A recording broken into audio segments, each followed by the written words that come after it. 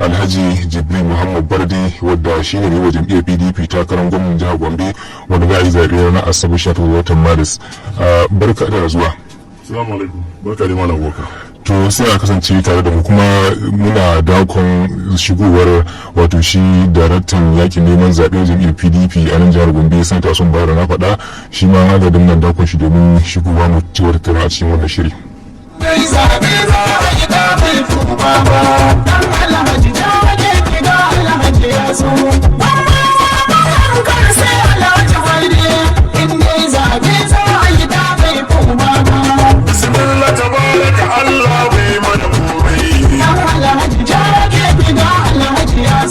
Sarkin da ya yi rana da wutar sama da idiri.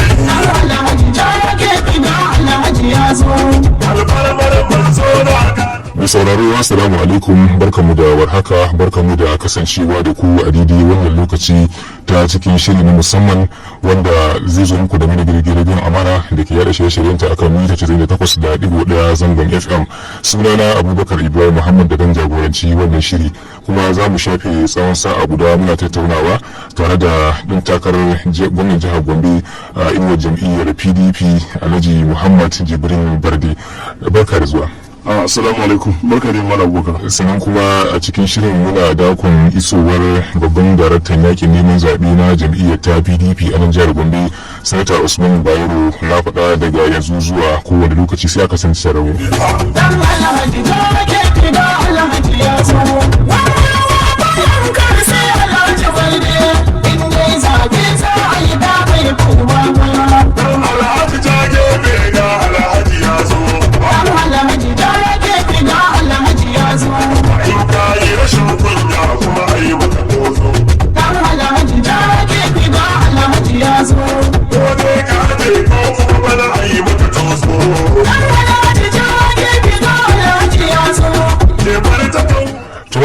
Mai sauraro kamar yadda kuka ji cikin shimfiɗar shirin za mu tattauna ne tare da ɗan takarar gwamnan jihar Gombe a inda jam'iyyar PDP Alhaji Muhammad Jibril Barde. A ranka yadda ganin cewa yanzu wato sura kwana ɗaya ne za a ce a fafata a zaben gwamnoni da na majalisar tarayya kuma kai ne mai yi wa jam'iyyar PDP takara na gwamna a nan jihar Gombe. Shin waɗanne alƙawura za ka ɗauka wa al'ummar jihar Gombe idan har suka baka dama a zaɓen ranar Asabar? To salamu alaikum al'ummar jihar Gombe. Na farko muna gode wa Allah subhanahu wataala madaukakin sarki da ya bamu dama ya nuna mana wannan rana kuma insha Allah zaɓuɓɓuka sun gabato na gwamna da kuma na yin majalisar jiha. Dukan yabo ga manzon sa shugaban Annabi Muhammad sallallahu alaihi wasallam. Na farko dai ba wani maganar fafata wa Malam Abubakar. Shugabanci kamar yadda Allah subhanahu wataala ya faɗa cikin Qur'ani shi ke ba wa wanda ya so mulki a lokacin da yake so kuma shi ke kwacewa daga wajen wanda yake so a kuma lokacin da yake so. Tabbas akwai abin da kira a hannuma a cikin neman shugabanci. Mun ya kace kokarin mu nemi wannan tsakani da Allah domin ba da shugabanci na gari a jihar Gombe kuma muna da manufofi da muka zo da su wanda zai kawo ci gaba a wannan jihar namu. Mun shimfiɗa tsare-tsaren mu guda bakwai da muke so mu yi wa mutanen jihar Gombe wajen kawo cigaban wannan jiha tamu. Na farko shine ba da shugabanci na gari a wannan karni shine a yi adalci a yi gaskiya a rike wa mutane amana. Sannan na biyu kuma wajen tabbatar da kan cewa mun inganta rayuwar dan adam ta hanyar ilimi ta hanyar kiwon lafiya da kuma sauran abubuwan inganta rayuwa. Tituna ne motar hawa ne sufuri ne da sauransu hakan nan. Na uku mun yi alkawari wajen kawo ginshikin gina gaba ɗaya kasar tamu abinda bature ke kira infrastructure wato manyan hanyoyi tituna samar da layukan jirgi da za su jirgin kasa da zai rika gudana a wannan jihar tamu kawo gidaje muhalli wa mutane da sauransu hakan nan. Alkawari na hudu da muka ɗauka ko kuma shirin na hudu da yake nan shine mu tabbatar da kancan mun haɓaka arzikin ƙasar nan ta wajen noman zamani insha Allah kuma shi zai iya kawo wa matasan mu aiki in Allah ya so yadda kuma za mu mai da jihar Gombe ya zama cibiyar kasuwanci na kayan amfanin gona kuma dama a riga an san jihar nan da kasuwanci saboda haka a cikin wannan layi ne ma kuma za mu karfafa 'yan kasuwa mu tabbatar da kan cewa sun samu jari ba jarin da jika ka mutu ba, jari na gaskiya da zai tallafa musu ya taimake su, kuma mu tabbatar da kan cewa mun kare musu muradunsu wanda duka kasuwoyinsu da suke zaune a ciki, mu tabbatar da kan cewa wayannan kasuwoyi da muke da su ya kasance kan cewa ya ci gaba da haɓaka ba tare da an tozarta musu ba. Na biyar, mun ƙudurniya mu tabbatar da kan cewa mun asasa masana'antu a wannan jiha tamu.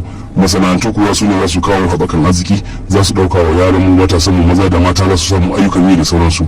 Za mu ci gaba wajen tabbatar da kan cewa mun asasa wannan manyan ma'aikatu ko kamfanoni, musamman ma kamfani da za a kara wa'anda za a rika yin siminti, wanda za a rika cire coal, wa'anda za a yi kuma taimaka wajen kawo sauran wasu sarrafa kayan abin da ake bukata wajen rayuwar dan adam.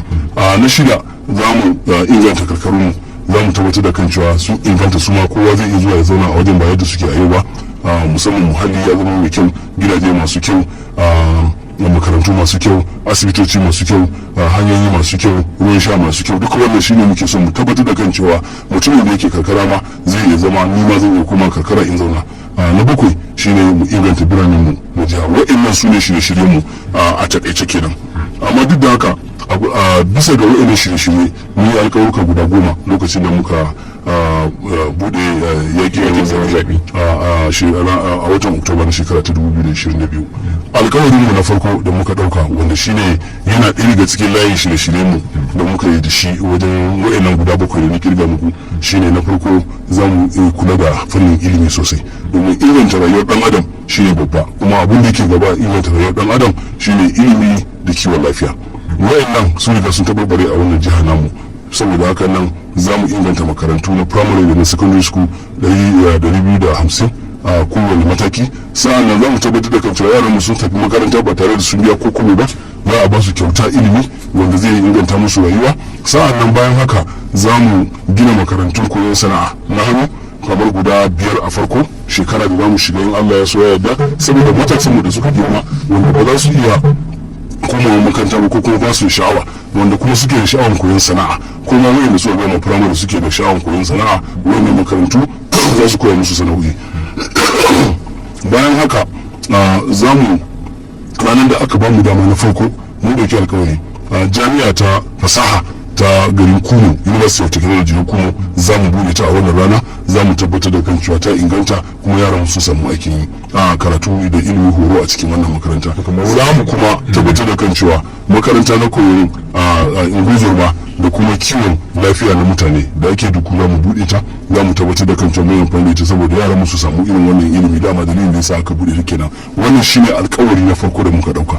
Alkawari na biyu da muka dauka shine kan asibitocinmu. Yadda asibitocinmu suka tabarbare a yau, wanda kuma kada ana bukatar a bincike ka sai an kai ka wata gari, za mu tabbatar da kan cewa wa'annan asibitoci an inganta su. Za mu kula da asibitoci a kowace karamar hukuma, sannan za mu kula da kiwon lafiya na mataki na farko wanda ake kira primary health care a kowane gunduma a wannan kasa tamu. Ba za mu yi roman baka ba mu ce za mu yi ko kuma mun yi wanda zaka in ka zaga yanzu zaka ga babu abin da ke wajen. Mun za mu tabbatar da kan cewa mun asasa su sun inganta kuma za su yi gasa da kowane irin asibiti. Musamman ma za mu fuskanci irin kawo ci gaban wannan asibitoci da inganta su wajen ba da magungunan kyauta, wajen samar da kayayyakin aiki equipment da ake nema, ko na MRI ne ko na X-ray ne da sauransu. Haka nan za mu tabbatar da kan cewa kuma an samu ma'aikatan asibiti masu inganci wanda za su taimaka wajen inganta ayyuka, su ne muke kira health workers kenan, kamar su masu kiwon lafiya da kuma masu ungozoma. Shi ne masu dalilin da ya sa za mu tabbatar da kan cewa mun buɗe wannan makaranta ta kiwon lafiya da ungozoma da ke garin Duku. Wannan shi ne alkawari na biyu da muka ɗauka.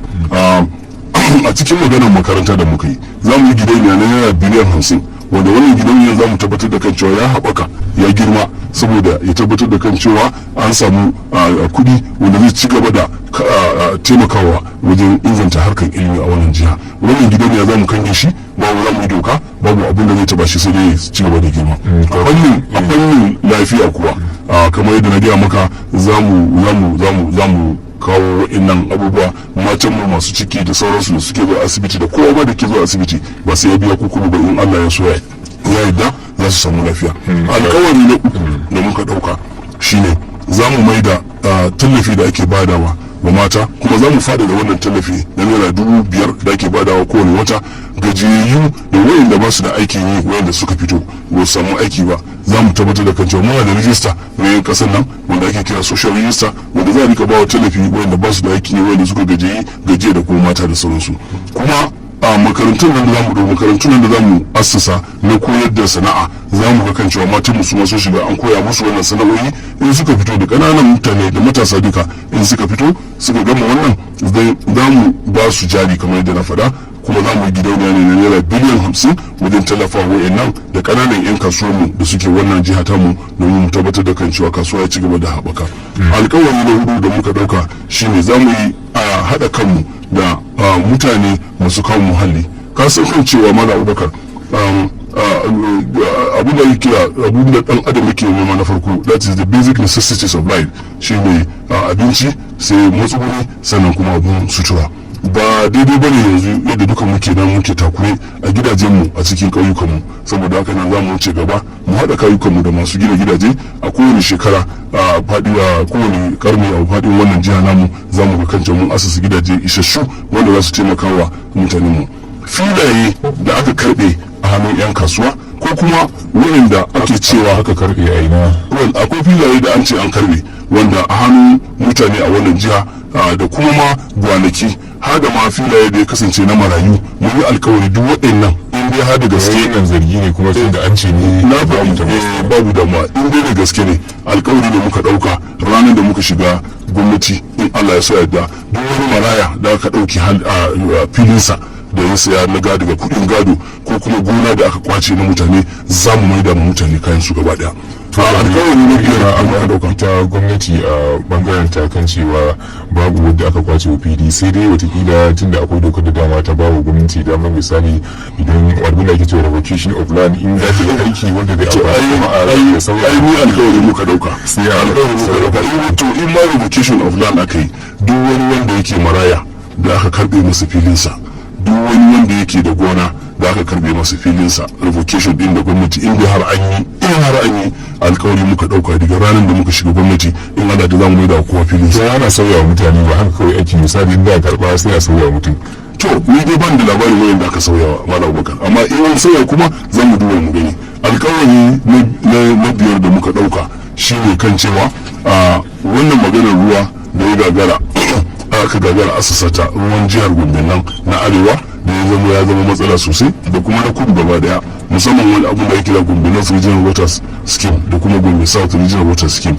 Za mu faɗa da nan arewa nan, za mu tabbatar da kan cewa ruwa ya yawanta a ko'ina na sha, kuma ruwan nan zai amfani da shi wajen noman rani kamar yadda aka shirya shi dama tun lokacin da aka soma dam na daɗin kowa, sa'an nan kuma ibada wutar lantarki. Haka ma kuma za mu buɗe dam ɗin Balanga wanda aka zo aka rufe, wanda za mu bude shi ya fara bada ruwan sha a ci gaba da amfani da shi wajen noman rani, in Allah ya so ya yarda. Za mu kuma ga yadda za mu yi aiki mu ta'assasa shi ma a dam mutam. Wa'annan za su kawo ruwan sha a kudancin wannan jiha namu, za su kuma bada ruwan noman rani, kuma za su bada ruwa wajen kawo wutar lantarki. Alkawari na shida da muka dauka shine za mu yi amfani ko kuma ayyuka da mutanen jihar nan da kuma abokananmu da muka sani a wasu kasashe, mu kawo da su mu ga kan cewa mun asasa maganar noma ta hanyar zamani a wannan jihar namu.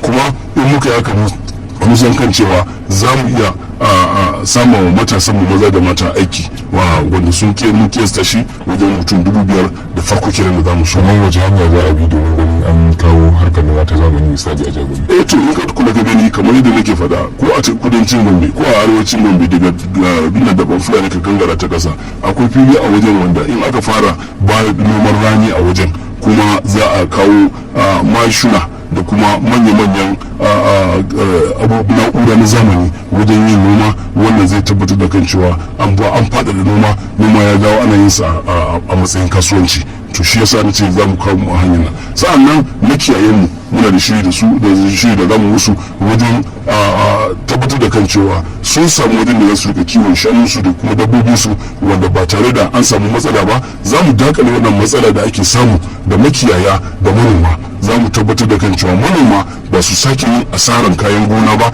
in suka fito, domin in irin wahala da ake samu da kuma fada da ake samu da kuma yadda makiyaya suke barin dabbobi su suke shiga gonaki ana kama ana barna su kansu makiyaya za mu su tanadi saboda su ma su samu yadda za su yi su ci gaba da kiwon su ba tare da kuma su ma an dakale su ko an matsa musu. kamar ganin wannan matsala ta jima tana ta ita ta cinyewa kuma yawanci gwamnatoci da dama sun sha iya kokarin su domin ganin an magance wannan. kai misali idan ka wani sa hanya za ka bi domin ganin ka tabbatar da cewa an magance wannan matsala. to ai abin da ke faruwa shi ne duk makiyayi za ka samu yawon da yake yana neman inda zai yi kiwon shanunsa ne. to dole ne yadda muke da filaye da ya kamata aka ware wajen kiwon shanu wajen kiwon dabbobi in ba an musu tanadi na inda za a rika samun ciyawa da dabbobi za su rika kiwo da ruwan sha ba to lalle makiyaya za su ci gaba da yawo. yanzu a kasar Kalaba a garin Cross River State wannan gwamna mai ci da ake kira Gurno a yade ai abin da tafiya yayi kasar waje Mexico ya je samu wata irin ciyawa wanda a sati biyu za ta tsiro in aka cinye bayan kwana uku za ta sake tsirowa. saboda haka makiyaye da suke waje sun daina yawo akan filayen mutane suna da ciyawan da za su sha abin da dabbobin su za su kiwo akwai ruwan sha da dabbobin su za su sha. wannan abin ba wai ilimi bane da yake da wani wahala ba. muna da filin da za mu iya wannan a wannan waje kuma da mu an riga an yi masa wannan tanadi saboda wannan mu'assasa shi ne kawai ya kamata. in aka samu gwamnati da take da zuciyar da za ta yi to lalle wannan abu shi ne sauki ne a gare mu. alkawari da muka kara yi shine alkawari da muka dauka wajen tabbatar da kan cewa mun hada karkarunmu ta kanuwar hanyar wuta hanyar ruwa hanyar titi kamar yadda na bayani. wa'annan su alƙawura da muka ɗauka da muke so mu asasa in Allah ya bamu dama a cikin kwanaki 100 zuwa shekara na farko da za mu rike ragaman jagorancin wannan jiha tamu. kuma in muka yi hakan nan zai bamu dama da za mu asasa kamfanoni da muke so mu asasa na tonon coal ko kamfanoni na kafawa na yin siminti da kuma sauran kamfanoni da muke so mu kawo wanda za su kamar na yin textile da sauransu da za mu tabbatar da kan cewa waɗannan kamfanoni kuma sun sama matasan mu aikin yi maza da mata. bayan haka alkawari da na ɗauka na 8 shine ma'aikatan jihar nan su ne abinda ake kira injiniya na gwamnati. to ma'aikacin ƙasa kuwa tunda shine injiniya na gwamnati mu yi alkawari za mu biya su mafi karancin albashi.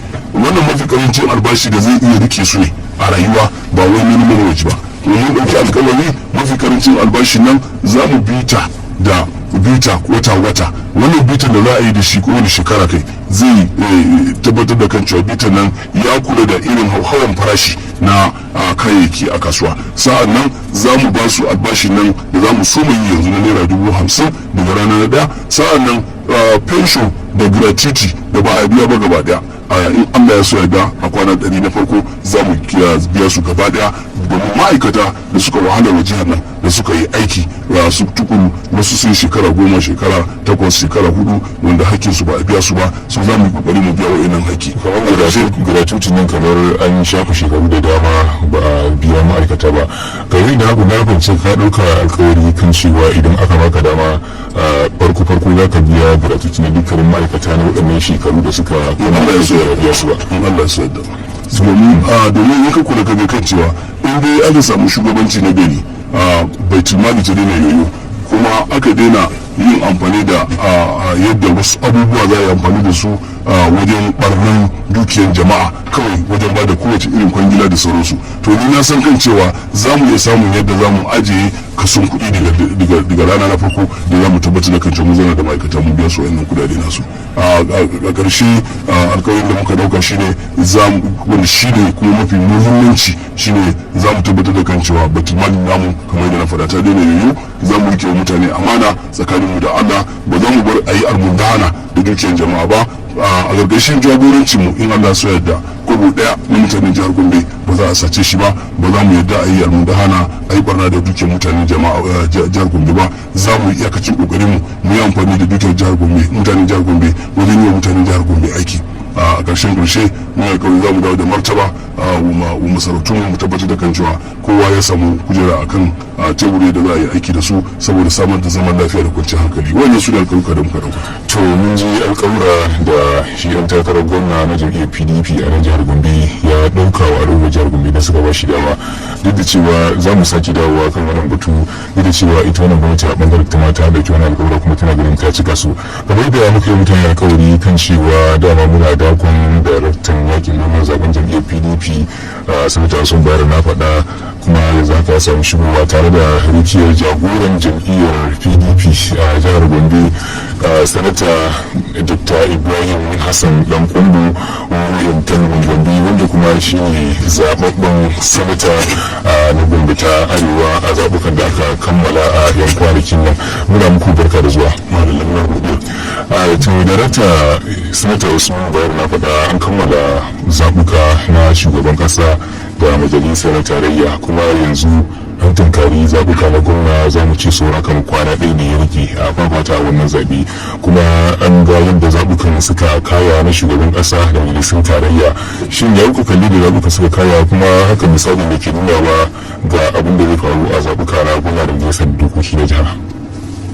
To a'udhu billahi minash shaitanir rajim, bismillahir rahmanir rahim. Da farko ina son yin amfani da damar ne in ba masu saurare hakuri saboda rashin isawa na da wani sare da ni da jagora wannan amina abuwa akan wannan. To dangane da tambayar da kai na cewa ya muke ganin zaɓen da aka yi da kuma zaɓen da za a yi, to zaɓen da aka yi alhamdulillah duk abin da muke tsammanin mun same shi. Dan tangarɗa kaɗan ne kawai muka samu mun zama waye inda ba mu samu kujeru guda biyu ba, wato na House of Reps da kuma na Sanata guda daya, amma shi ma muna tsammani da yadda Allah za mu samu wasu su ko za mu samu ɗayan su a ciki. In ka dubi yadda muka dau tsarin kamfen wannan karon, jagoran mu ya nuna cewa yadda ya shirya din dole za mu iya cin zaɓe da yadda Allah, kuma mun ci zaɓe. Kamar wani irin tsari ke na kuka tsarin da muka ɗauka shine ba inda ba mu taɓa ba. Mun je kowane local government, mun je kowane ward, mun je kowane unit, ba inda ba mu je ba. Kuma duk inda za mu je kowa da kowa ne, ba wai wani ya je wani bai je ba, duka mu tare muke zuwa. Shi yasa jam'iyyar PDP da da ba ta da raina a ce a Gombe ta zama to ta dawo da ranta. Wannan shine muke ganin ya kawo nasarar mu a zaben da ya gabata. Wannan nasarar da muka samu ya karfafa wa su masu zaɓe a gwiwa, saboda yanzu sun san muna da kujeru guda 5 na House of Reps, sannan sun san muna da sanatoci 2. In an zo yanzu zaɓen da za a yi kamar tushi ne kawai, domin an riga an gama sha da wuri, an yi noman fari, yanzu noma na biyu za a yi. Kasan kuma noma na biyu sauƙi ne da shi. So muna ganin zaɓen da za a yi satin da mai zuwa, in Allah ya yarda jam'iyyar PDP ita ke da nasara. Domin ita ce jam'iyyar da take da karfi a jihar Gombe a halin yanzu. Kamar akwai masu ganin cewa misali watakila wannan bayan dole ya sa don an samu nasara a zaben shugaban kasa ko da sun tarayya watakila ya zama na irin ya kasance a zaben gwamna ba, har ma suke ba da misali da zabukan da suka gabata na cewa jam'iyyar ta samu rinjaye a wato ita zabukan da shekara ta 2015 jam'iyyar ta samu rinjaye a majalisun tarayya ita ce ba ita ta samu nasara a zaben gwamna ba. Ya kuce ganin wannan kamancin da ke kamanta zabuka na wannan karo da kuma na shekara ta 2015? To idan ka duba zaben da muka yi da ake cewa da ba mu da komai mun zama wani abu, jajircewa ne na jam'iyyar PDP, kuma har yanzu muna kai. Tun da muka ci zaɓen nan ba mu tsaya ba, duk abin da muke yi kafin mu ci zaɓe har yanzu muna yin sa. Muna tuntuɓa, muna zagawa, muna bi gida-gida, muna neman mutane su ba mu goyon baya. Ba wai mun kwanta ne da muka ga mun ci kujeru nan ba, a'a, ba abin da muka daina. Duk abin da muke yi da muna yi. Su mutanen kuma da suka zaɓe mu, dalilan da yasa suka zaɓe mu a wancan karon har yanzu ba su canja ba. Dalilan na nan. Mun ce a canja gwamnatin nan saboda dalilai da dama da muka bayar. Mutane suka amince, suka yarda, suka canja gwamnatin tarayya. Suka zaɓi shugabanninmu na majalisun a tarayya. Haka kuma mun faɗi illolin gwamnatin jiha tun farko kuma yanzu a nan ilolin da muka faɗa daga zaben da ya wuce zuwa yanzu ba abin da ya canza, saboda haka mutane suna kan bakansu sai sun canza gwamnatin jiha. Wannan shi yasa muke ganin da yardan Allah za mu ci zaɓe. To za mu dawo gare ka yanzu, za mu je ga shi jagoran jam'iyyar PDP a nan jihar Gombe, sanata Ibrahim Hassan Dan Kwango yan tabban Gombe, wanda kuma shi ne zababben sanata da a zabukan da aka kammala a kwanakin baya. Za mu so mu ji daga bakin shi zababben sanata, mu ji ya ga yadda zabukan suka kammala, yadda aka tafi da su, yadda aka kammala, da kuma irin nasarar da jam'iyyar ta PDP ta samu a matakin kujerun majalisar dokoki da kuma na tarayya. أعوذ بالله من الشيطان الرجيم بسم الله الرحمن الرحيم وصلى الله على سيد المرسلين. na farko ina so in dauki wannan dama na musamman domin na yi wa mutanen Gombe godiya kwarai da gaske na bani dama da suka yi a wancan lokaci na shekara 8 na dan tafi hutu, suka ga ya sake dacewa kara bani dama a wannan lokaci in wakilci Gombe ta Arewa a kujerar senata a majalisar dattawa a tarayyar Najeriya.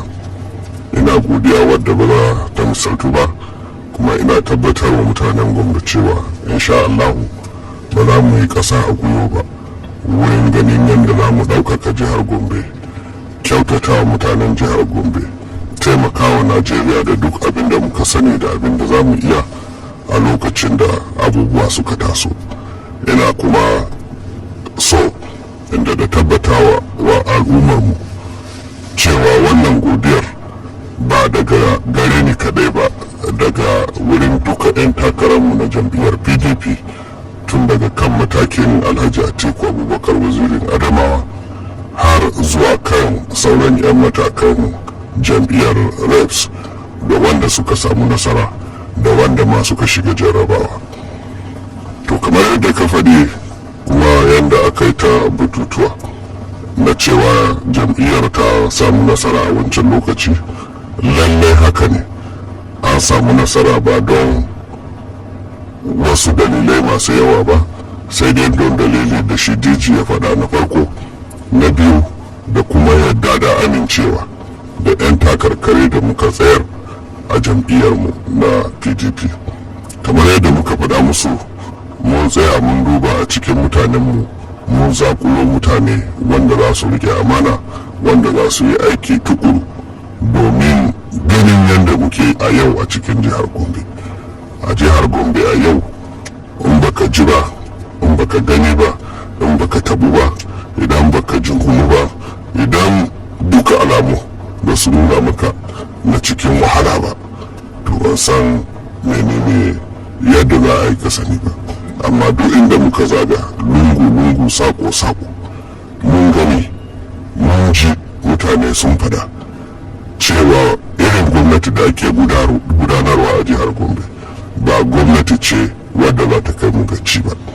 Kamar yadda nake faɗi a kullum, ba mutanen ne ba masu ba, 'yan uwanmu ne, abokananmu ne, amma na hanyoyi da suka ɗauka na gudanar da mulki ga al'ummarmu, wannan hanyoyi ba za su kai mu ga nasara ba. Kamar yadda ka ce, kamar me yasa, ma'ana shine a ƙaramin jiha irin tamu, inda muke da kalubale na ilimi, na tattalin arziki da sauransu, aka waye gari yau an samu gwamnati da take rufe makarantu, ba ta gyara makaranti, ba ta inganta ilimi, ba ta inganta tattalin arziki, ba ta abubuwa da dama. Amma kamar a batun inganta makarantu din nan, gwamnatin tana batun cewa yawanci kusan makarantu a gundumomi da dama, ko a ce mafi akasari ma ita wannan gwamnati inda ake bukatar gyara an gyara, wasu kuma an gina sabi. Kaga suna batun cewa sun samu nasara a wannan bangare, amma kuma daga bangaren kuna ganin cewa gwamnatin kamar ba ta iya abin da ake tsammanin ba ta a bangaren gwamnati inganta ilimi.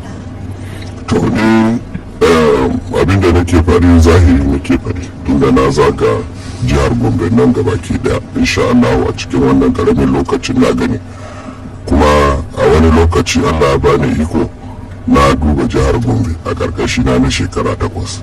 na sayar da na bar jihar Gombe, na sayar da kuma jihar Gombe take a yau a maganar tsarin ilimi. Idan ana magana na gina makaranti ba wai a yi fenti a canza kwano shine gyaran makaranti ba ko gyaran ilimi. Magana da ake yi shine na inganta ilimi, na duba yara da suka samu ila nasara a misali a wani lokaci da wanda suka samu nasara a jarabawoyi da muka zauna a wannan lokaci. Ma'ana idan da muna da kashi 60 a wani lokaci, a yau kashi nawa muke. Na biyu, idan akwai yaranmu domin ƙarin al'umma da muke da su da suke ba sa iya zuwa makaranta a kila shekara 3-4 da suka wuce, a yau yara nawa ne ba sa iya zuwa makaranta da duk abin da gwamnatin tarayya ta shimfiɗa na gani ya kamata a je makaranta. a wannan abuwar kalmar da gwamnatin ta gano cewa a lokacin da ta zo irin yaran da ba sa zuwa makaranta sun ragu sosai ya zuwa yanzu, daga hawan ta mulki ya zuwa yanzu. Kowa zai iya faɗin abin da yake so, amma mu jiyar ne, mu ganau ne, kuma muna tare da al'umma mun sani, kuma al'umma sun sani ko ni nake faɗin ba gaskiya ba ko wani yake faɗin ba gaskiya ba. So dole mu zauna a irin wannan lokaci mu faɗa kanmu gaskiya. Muna yin wannan abin ba don kanmu ba ne, muna yi don al'ummar mu ne da jihar Gombe. Mu a matakin mu Gombe nan ta yi mana komi. Tun lokacin da aka haife mu ana ba mu madara kyauta, ana kai mu makarantar kyauta, har zuwa lokacin da Allah ya ba mu iko muka yi mulki a cikin jihar Gombe. Ba mu da wani abu da muke da shi da za mu yi wani kasafi ko mu yi wani ba daidai ba, in ba mutumin ya yi ba daidai ba. Idan ana yi da kyau, idan komai na tafiya daidai, ba wanda ya damu da wanda yake mulki a kowane lokaci. Amma idan ka ji ana bukatan canji ko ina ana gani mutane suna ihu akan cewa abubuwan nan ba sa tafiya daidai, kai kanka da kake kan city ko kujerar mulki ka san akwai gyare-gyare da ya kamata a yi. To an ba da lokaci a irin wannan gyare-gyare, to amma na Allah cikin kwasa muna ganin kamar abun ba zai gyaru ba, kuma kamar ma idan aka samu wata dama zuwa gaba abu zai da ɓaci fiye da yadda ake tsammani. To za mu dawo gari kai idan na koma ga shi Alhaji Muhammad Jibrin Barde, da su kawo wani irin nan kaura da ka ɗauka wa al'ummar jihar Gombe idan suka baka dama, kuma kamar akwai wasu bangarori da ka nuna kan cewa ba a samu wani ci gaba ba, kamar yadda ake ta batu ita gwamnati a bangaren ta dukkan waɗannan lambar da ka irga kan cewa tana ikirarin ta samu nasarori da dama, wataƙila ma fiye da naku wanda kuka yi a baya lokacin da kuke zaɓe da PDP. Shin wani zai ce to ne ne bambancin naka da kuma na shi wannan ɗin da aka yi za ka yi mutane da kwari? To Malam Abubakar, kamar yadda shi da jagoran mu ya faɗa da kuma shi sarkin yakin neman zaɓen mu suka maka bayani, in ka duba jihar nan lokacin da jagoran mu musamman yake mulki da yanzu da ake mulki, na farko muna da harkan ilimi in ka duba yanzu wa'anda ba sa makaranta, yaran mu da sun fita an fita su yanzu ba sa iya zuwa makaranta sama da 700,000 ne, ba ni na faɗa ba. In ka je ka dubi jami'in masu ɗaukar statistics za ka gani duka ko ina mun yi lissafi mun gani.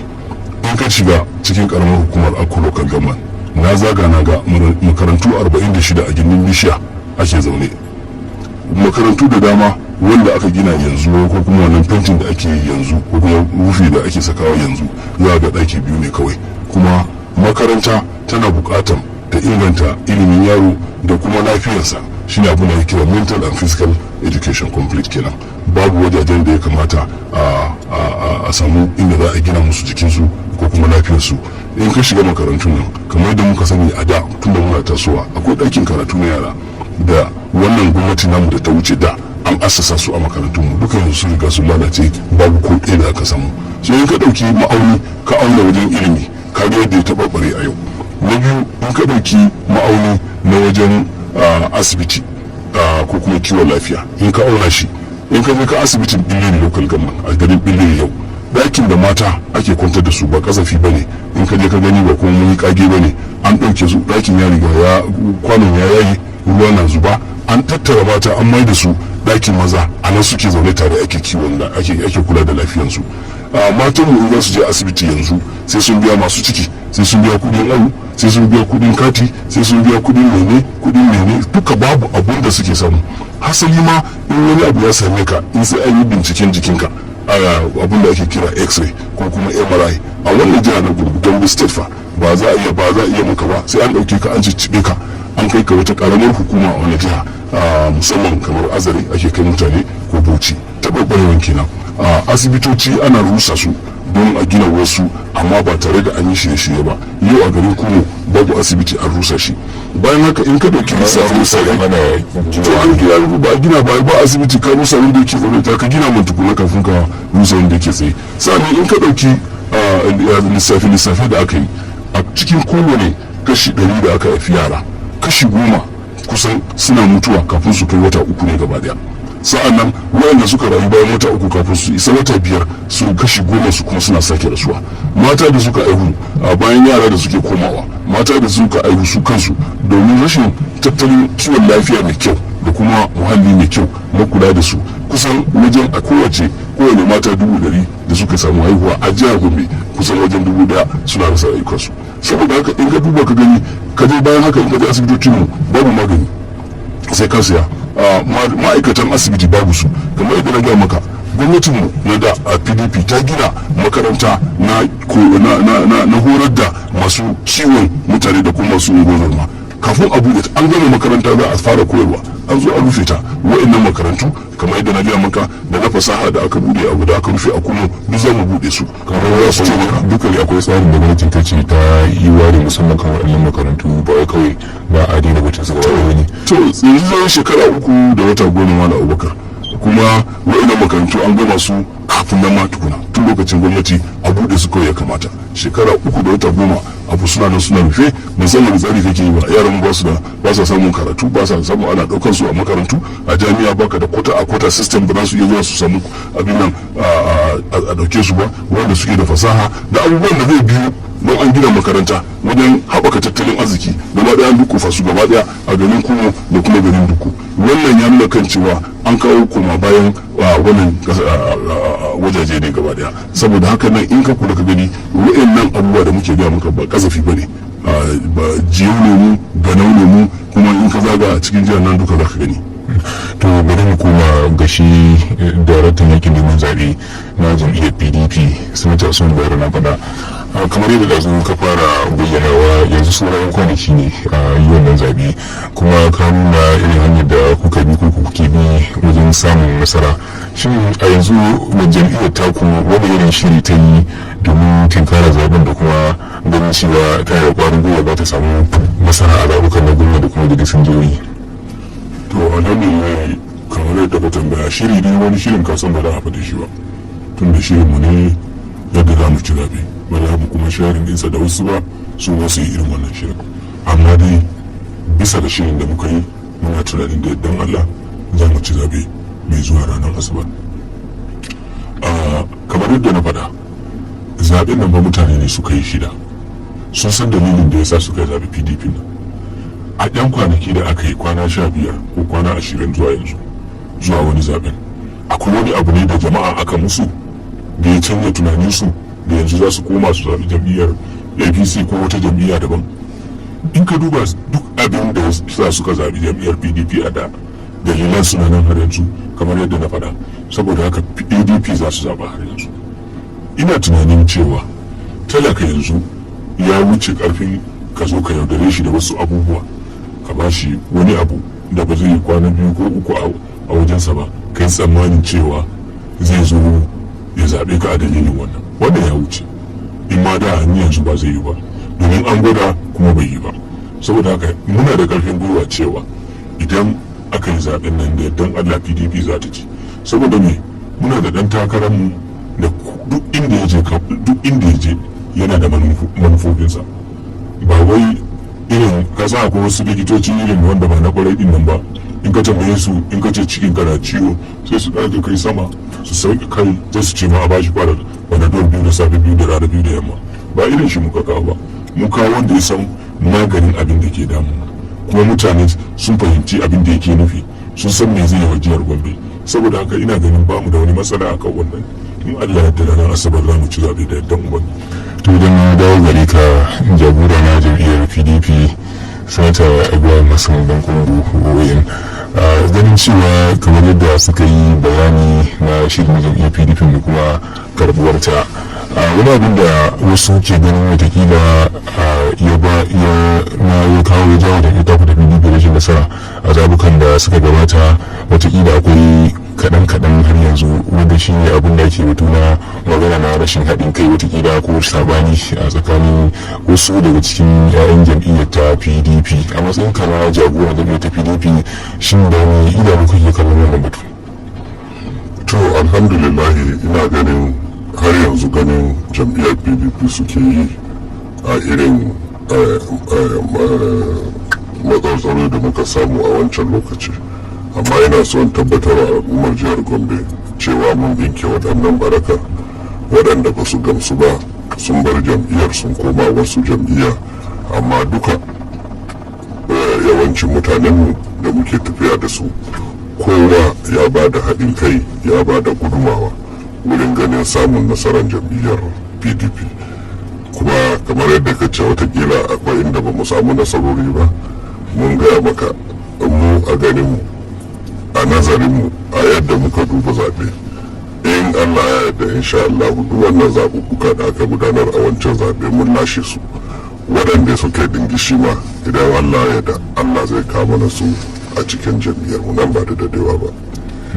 To ganin cewa lokaci na hararen mu, idan dawo gare ka Alhaji Muhammad Jibrin Barde, kamar wani sako kake da shi ga al'ummar jihar Gombe musamman ma yanzu ku tafi PDP?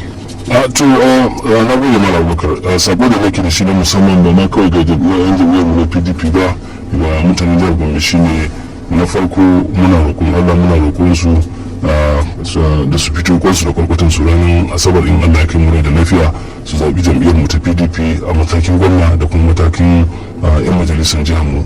Kuma kada su ji tsoron wata barazana da ake yi, yancin mu ne mu zo mu zaɓe, an yarda a tsarin kundin tsarin mulki na kasar nan kowa ya zo ya zaɓe a cikin kwanciyar hankali da lumana. Kuma mun yarda kan cewa shugabanci Allah yake bada wanda yake so a lokacin da ya ga dama, saboda haka nan mutane su fito kwansu da kwakwasan su zaɓai don shugabannin mu a jam'iyyar mu ta PDP, saboda mu kawo sauyi da canji da zai kawo ci gaba a wannan ƙasa namu. Kowa ya riga ya kudu, kowa ya sha wahala a jihar nan, yunwa ya yi yawa a wannan jiha, babu kwanciyar hankali da zaman lafiya, da hana ya yi yawa a jihar mu. Jama'a ya kamata su fito su kauda wannan gwamnati da yake kawo wannan abu, su zo su ba mu dama saboda mu bada jagoranci na gari. Ni a fannin mu musu alƙawari za mu rike musu amana, za mu yi gaskiya tsakanin mu da su, kuma za mu yi adalci wa duka mutanen jihar Gombe in Allah ya ba mu dama. Mun gode. To din dawo gare ka darakta, wani tsokaci kake da shi a ƙarshe? To kamar yadda ya ce da farko za mu roƙi al'ummar jihar Gombe da su fito su yi zaɓen nan babu fargaba, domin tsarin mulki ya ba wa kowa dama ya fito ya yi zaɓe. Duk wanda ya ce kar kai zaɓe a ranar zaɓe to ba gwamnatin Najeriya yake wa aiki ba, yana yi wa kansa aiki ne, wanda kuma hukuma ba za ta yadda da wannan ba. Saboda haka kar wani ya ji wani abu ya ce ya yi tunanin cewa za a samu tashin hankali ba zai fito ya yi zaɓe ba.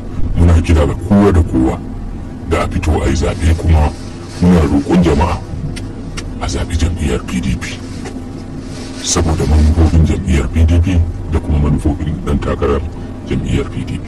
Na biyu, ina so in yi roƙo har ila yau wa manyan mutanenmu na ƙasar Gombe, na Gombe State, da manyan malamanmu da su yi amfani da wannan lokaci a sanarwa mutane, a faɗakarwa mutane da a yi zaɓen nan babu tashin hankali. Kowa ɗan Gombe ne, saboda haka duk wanda aka taɓa an taɓa kowa. Saboda haka a ja hankalin mutane don a yi zaɓe mai tsafta kamar yadda aka yi zaɓen da ya wuce, babu barazana, don barazana ba zai sa mutum ya ci zaɓe ba. Wannan ina roƙon akan ai wannan. ƙarshe ina roƙo da su waɗanda muke nema da su, musamman jam'iyyu biyu da muke nema da su, idan Allah ya sa mu muka ci zaɓe to su haƙura su yadda kuma cewa mu muka ci zaɓe wanda kuma shi muke tsammani. To sai daga ƙarshe za mu ji tsokaci na ƙarshe na shi jagora na jam'iyyar ta PDP sai ta gudanar sabon kwallo.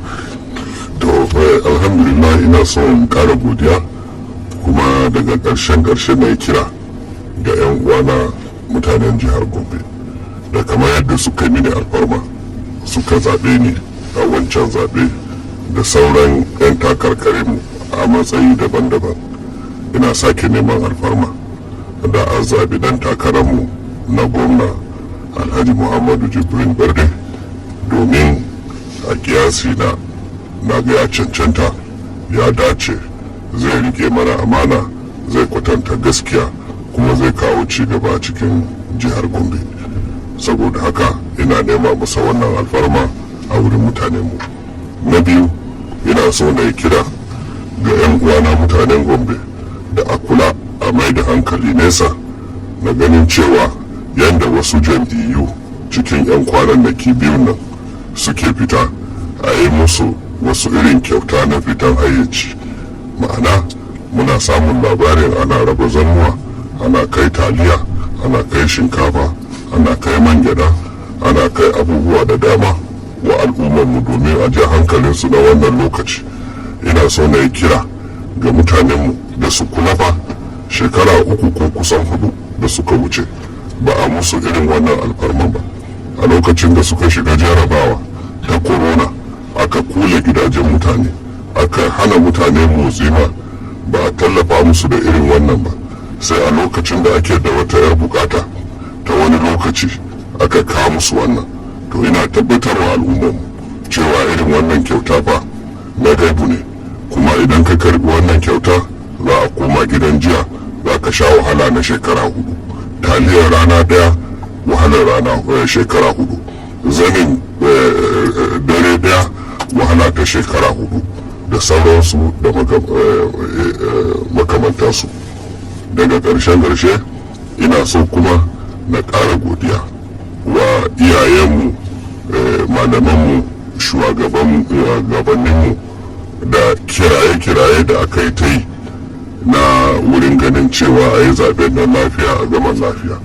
Kamar yadda dirji na kamfen ya faɗa, nema ina son ƙara muryata a kan da duk abin da za a yi, kowane irin shugaba za a zaɓa mutumin Gombe ne. Amma idan Allah ya yarda a wannan lokaci muna da dama na zaɓen shugaba na gari, a zaɓen shugaba na gari kuma a yi zaɓe lafiya a gama shi lafiya. Idan Allah ya yarda irin wannan zaɓe mai lokaci ne, lokaci na shekara 4 haka zai zo yana rubawa idan Allah ya yarda. A ƙarshe ina so na yi godiya na musamman wa masu aikin wannan gidan rediyo da lokaci da dama da suka bamu domin mu zo mu yi tallan jam'iyyarmu, mu yi tallan ɗan takararmu na gwamna da 'yan takarkarinmu na majalisar jiha. Kuma muna muku addu'a, Allah ya saka muku da alheri kuma Allah ya biya.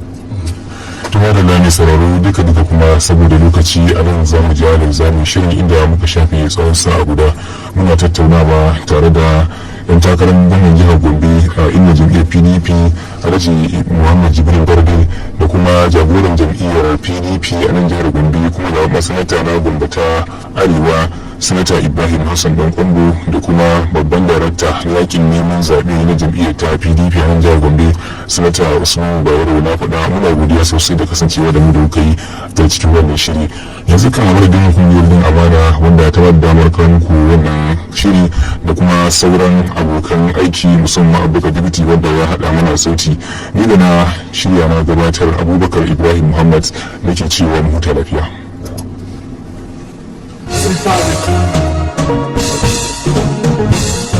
I ginger on the da kai aka je da kai aka zo da farbe komai da mun bi ka wanda da bai zuba ni'ima guda makiya suna san ka abun bada kai muke fahari magauta ka su bayan ka ina karke muna ranka domin addu'ar mu mun yi maka PDP da farfatin da kowa ke fitar ɗauka ba mai jimirin aiki iyo babban turama kuma ɗan baiwa kuma da nake so bayawa shirin sanar da